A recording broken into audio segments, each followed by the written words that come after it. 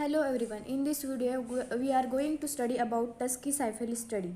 The Tuskegee syphilis study, also known as the Tuskegee study of the untreated syphilis in the Negro males, is a deeply unethical and infamous research project that took place in the United States from 1932 to 1972. Here is a comprehensive overview of the study. So let's start with the background. The study was initiated by the United States Public Health Service in a collaboration with the Tuskegee Institute in a Macon country, Alabama. Its stated goal was to observe the natural progression of the untreated syphilis in the African American male. Next one is the participants. The study involved a total of 600 African American men, in that 399 of whom already had a syphilis and 201 who did not, serving as a control group. The participants were primarily poor and uneducated sharecroppers from the local community. Next one is the ethical violation. The Tuskegee study is infamous for its severe ethical violation, including in that first one is a lack of informed consent. Participants were not informed about the true nature of the study or the fact they had syphilis. They were led to believe that they were receiving the free medical care. Next one is the denial of treatment.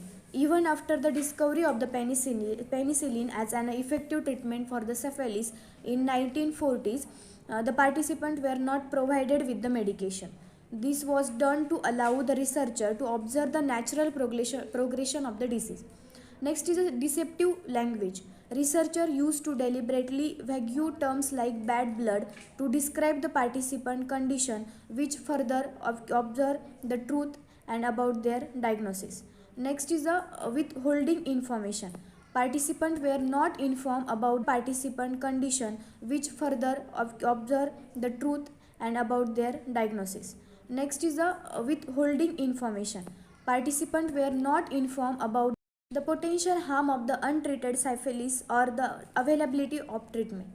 Next is the inadequate medical care. Instead of receiving proper medical care, participants were subjected to painful and invasive procedure for the research purposes. Next one is the consequences during this study. As the study continued over the decades, many participants suffered severe health consequences due to the untreated syphilis. This included blindness, severe organ damage, paralysis, and even death also. The disease also spread to the participant spouses and children, leading to the numerous cases of congenital syphilis. Next is the whistleblower and end of the study. The study's unethical nature came to light in 1972 when Peter Buxton, a whistleblower, a former public health service investigator, leaked information about the study to the press. This revelation led to widespread public outrage and condemnation. Next is the aftermath and legal action. In response to the public outrage, the study was finally terminated in 1972. A class action lawsuit was filed on behalf of the surviving participants and their families. In 1974, 10 million settlement was reached and the Tuskegee Health Benefit Program was established to provide medical care and burial services to the survivors. Last one topic is impact and legacy during this study. The Tuskegee syphilis study had far reaching consequences, serving as a pivotal moment in the history of the medical ethics and research regulation. It led to the establishment of stricter ethical guidelines and regulation for human research participants.